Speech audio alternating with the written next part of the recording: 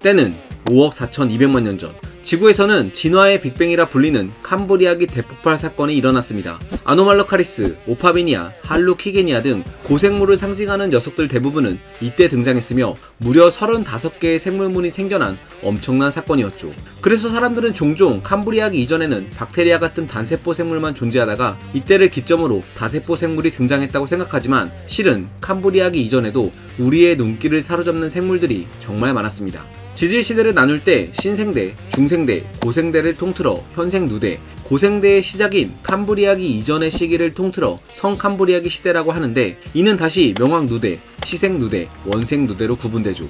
아마도 이 시기쯤엔 모든 생물의 공통조상인 루카가 등장했을 테고 이 시기인 24억 년 전쯤에는 시아노박테리아 같은 광합성 세균을 비롯한 고세균들이 등장했을 겁니다. 그리고 21억 년 전쯤에는 최초의 진해생물로 추정되는 스프링이나 코일 모양의 그리파니아와 아프리카 가봉의 프랑스빌 분지에서 발견된 가보니온타 등이 지구에 등장했죠. 또 믿기지 않으시겠지만 최초의 곰팡이는 15억 년 전쯤에 등장한 것으로 알려져 있는데 지난 2017년 네이처 생태 및 진화에 발표된 논문에서는 24억 년 전 지층에서 균사체처럼 보이는 화석이 발견된 것으로 보아 이들의 등장 시기가 거의 광합성 세균과 비슷할지도 모른다는 새로운 가설이 제시되기도 했습니다. 아무튼 그건 그렇다 치고 시간이 더 흐르면 10억 년 전에는 해조류가 등장했는데 그 중에 방기오모르파 푸벤스켄스처럼 포자를 형성해 유성 생식을 하는 녀석도 있었습니다. 또 약 8억 년 전에 해면 동물이 등장해 바다 생태계를 다채롭게 만들어갔죠. 한 가지 더 신기한 건 중국 남부의 약 6억 9천만 년 전 지층에서는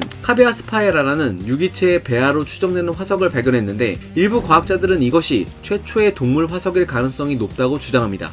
하지만 뭐니뭐니 해도 성캄브리아 시대를 대표하는 생물군은 에디아카라 생물군입니다. 오스트레일리아 에디아카라 구릉의 화석 산지의 이름을 딴 에디아카라기는 캄브리아기 직전의 시대로 보시다시피 당시 생물들은 캄브리아기 생물들과는 달리 골격과 껍데기가 없는 연체성이었습니다. 그래서 이 시기 지층에서 발견된 화석들은 에디아카라 생물들 자체가 화석이 된 게 아닌 몸의 형태만 남아있는 인상 화석이고 이런 이유로 에디아카라기의 생물들이 어떤 삶을 살았고 이들이 동물인지 식물인지 또 지금의 어떤 생물 그룹과 비슷한지조차 추측하기 어렵죠. 심지어 에디아카라기의 생물들을 남주류와 균류가 공생하는 유기체인 지유류일 가능성을 제기한 과학자들도 있었습니다. 에디아카라 생물군에는 대표적으로 지금의 현재 자포동물과 비슷한 카르니아가 있었는데 이들은 평균 60cm까지 자랐으며 고착생활을 하는 여가섭식자였을 것으로 추정되고 있죠. 또 카르니아의 친척벌인 카르니오디스쿠스 역시 에디아카라기를 대표하는 생물로 사진에서 보시는 것처럼 엽상체의 잎 구조물들이 펼쳐진 모양에 따라 여러 화석들이 발견된 녀석입니다. 지난 2022년 캐나다 뉴펀들랜드 메모리얼 대학교의 지구과학과의 다니엘 페레즈 연구원은 이를 바탕으로 이들이 해저에서 곧게 서서 생활했을 것이라고 주장했는데요. 그도 그럴 것이 바다에 축 들러붙어 있었다면 엽상체를 접고 펴는 다양한 흔적들이 화석으로 남기 어렵기 때문이죠. 또 그는 카르니오디스쿠스의 생김새를 두고는 잎 모양의 기관들 사이로 물이 흐르는 과정에서 여가섭식을 했을 거라고 추측했습니다. 하지만 이들이 수직으로 곧게 섰는지 아니면 바닥에 힘없이 축 늘어져서 살았는지는 여전히 논쟁의 대상이 되고 있죠. 또 에디아카라기의 해저 바닥을 기어다녔던 생물 중에는 킴베렐라라는 동물도 있었는데요. 이들은 좌우 대칭이었고 아가미로 추정되는 기관도 지니고 있었습니다. 이 화석은 킴베렐라가 먹이를 먹기 위해 미생물 매트를 긁은 흔적인데요. 이처럼 이들은 해저 바닥을 훑어가며 머리 쪽을 길게 뻗어 박테리아와 조류가 풍부한 매트를 갉아먹곤 했죠. 그런데 무엇보다 에디아카라 생물군 중 가장 유명한 녀석은 바로 디킨소니아입니다. 최대 길이 1.4m에 달하는 디킨소니아는 발견 당시 그 정체가 정말 모호했습니다.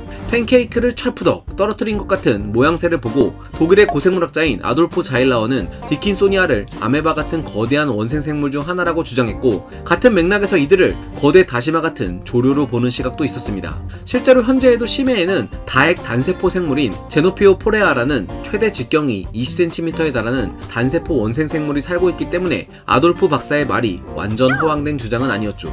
또 호주 고생물학자인 그레고리 박사는 디킨소니아가 육상에서 살았던 지이류의 일종이었을 거라는 이색적인 주장을 펼치기도 했습니다. 한편 러시아 과학 아카데미의 고생물학자인 안드레이 이반초프 박사는 디킨소니아의 이 화석을 보고는 갑작스레 쏟아진 퇴적물을 피하려던 움직임이 담긴 흔적이라며 이들이 이동성 동물이라고 주장하기도 했죠. 이렇듯 디킨소니아의 정체를 두고 수많은 의견들이 대립각을 이루고 있었는데 그러던 2018년 디킨소니아가 동물일 가능성에 무게가 실리는 연구 결과가 사이언스지에 발표됩니다. 호주 국립대학교의 일리아 보보로브스키 박사는 디킨소니아의 화석에서 콜레스테롤 분자를 검출했는데 그 비율이 무려 93%에 달했죠. 콜레스테롤은 많은 종류의 스테롤 분자 중 동물세포에서 가장 흔하게 관찰되는 스테롤입니다. 그리고 재미있게도 디킨소니아 바로 위 아래 퇴적물에서는 콜레스테롤이 10에서 12%, 주류 균류에서 발견되는 에르고스테롤이 13에서 16%, 식물에 많이 함유된 스티그마 스테롤이 71에서 76%였습니다.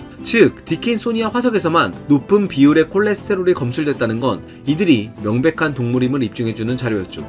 하지만 그레고리 박사는 일부 균류 중에는 에르고스테롤 없이 콜레스테롤만 생성하는 녀석들도 있기 때문에 콜레스테롤 비율만으로 디킨소니아를 동물로 확증하는 건 다소 무리라는 반론을 펼치기도 했습니다. 그러나 또 보보로브스키 박사는 일부 균류에서 발견되는 콜레스테롤은 24에틸콜레스테롤로 디킨소니아의 것과는 화학적으로 다르다고 재반박하면서 현재는 이들을 동물로 보는 시각이 우세하죠. 하지만 이들이 어떻게 먹이 활동을 했는지 등은 여전히 미스터리에 쌓여 있습니다. 어쨌든 에디아카라게에는 디킨소니아뿐만 아니라 스프리기나처럼 3에서 5cm 크기의 삼엽충과 비슷한 동물들도 살았고 입과 항문을 갖춘 최초의 좌우대칭 동물인 이카리아 와리우티아도 등장했죠. 이들의 몸 길이는 2에서 7mm에 불과했지만 몸을 수축시키며 이동할 수도 있었습니다. 게다가 현 시대에는 거의 찾아보기 힘든 3방사대칭 생물인 트리브라키디움도 해저 바닥에 살고 있었을 정도로 에디아카라게는 생명 다양성이 높았던 시기였죠. 그래서 일부 고생물학자들은 캄브리아계 대폭발 이전에 에디아카라게의 생물 다양성을 이끈 생명 대폭발이 있었다고 주장하기도 합니다. 이른바 아발론 폭발인데요. 도대체 무엇이 생명의 다양성을 촉발시켰던 걸까요? 눈덩이 지구 시대가 끝나가던 시점인 6억 6천만 년 전, 빙하가 녹으면서 얼음에 갇혀있던 많은 영양염류가 바다로 흘러들어왔고 이런 영양분을 바탕으로 바다의 남세균이 번성하면서 지구에는 산소가 풍부해졌습니다. 이후 높은 농도의 산소는 세포의 에너지 효율 측면에서 매우 효과적이었던 덕분에 생명체들은 이를 바탕으로 보다 복잡한 조직과 기관을 갖추게 되면서 에디아카라게의 다양한 생물군으로 진화해 나갈 수 있었다는 설명이죠. 또 제가 예전 영상에서 다룬 바 있지만 일각에서는 당시 산소의 증가 원인을 약 8억 년 전 등장한 해면 동물로 보기도 합니다. 실제로 해면이 등장한 시점 이후 6억 년 전까지 산소 농도가 2배 이상 가파르게 증가했는데 지난 2014년 영국 엑시터 대학교의 티모시 렌튼 박사는 해면이 남세균 대신 녹주류의 번성을 이끌면서 지구의 산소 농도가 펌핑됐다고 주장했죠. 그도 그럴 것이 당시 남세균이 바다 표면에서 광합성을 하며 산소를 내뿜고는 있었지만 남세균이 죽은 후에는 호기성 세균들이 이들을 먹어치우면서 다시 산소를 소비했기 때문에 대기 중 산소의 농도는 물론 바닷속 산소 농도가 급격히 증가하기에는 제약이 뒤따랐죠. 그래서 산소 농도 그래프가 이렇게 일정했던 겁니다. 그러나 티모시 박사는 해면이 등장한 후 이들의 여과섭식 방식은 녹주류보다는 남세균을 먹어치우기에 더 좋았던 탓에 자연스레 남세균의 숫자가 줄어들었다고 말했죠. 그리고 이보다 더 중요한 건 해면은 바닷속에서 물을 여과섭식할 때 인도 흡수에 체내에 가둔다는 점인데 이 인은 남세균의 성장에 무척 중요합니다. 그런데 해면의 활동으로 인해 바닷속에서 인이 점차 줄어들면서 남세균의 번성에 브레이크가 걸리기 시작한 거죠. 그리고 이 틈을 타서 녹주류가 번성하기 시작했습니다. 재미있는 건 녹주류는 남세균과 달리 죽고 나면 빠르게 바다로 가라앉는다는 사실인데요. 이 때문에 녹주류는 바다 표면에서 서식하던 호기성 세균에 의해 상대적으로 분해가 덜 됐고 이는 곧 이들의 분해 작용에 의해 소모되는 산소의 양은 줄어들었음을 뜻하죠. 그 결과 자연적으로 지구의 대기와 바다에는 산소 농도가 점차 증가하기 시작한 겁니다. 일부 과학자들은 이를 두고 남세균에서 조류세계로의 전환이라고 표현하며 이를 지구 생명사의 중요한 기점으로 보는 시각도 있죠. 생태계의 상호작용이 불러온 나비 효과가 정말 놀랍지 않나요? 그리고 한 가지 더 재밌는 건 에디아카라 생물군의 공통점이 있다면 이들 모두 골격이나 껍데기가 전혀 없는 연체성 생물이라는 사실입니다. 그렇다면 어떻게 이런 연체성 동물만 가득하던 시기에서 느닷없이 단단한 껍데기와 골격을 지닌 캄브리아기 생물들이 나타나게 된 걸까요? 사실 이 둘 사이에는 작은 연결고리가 있습니다. 이른바 작은 껍질 화석군이죠.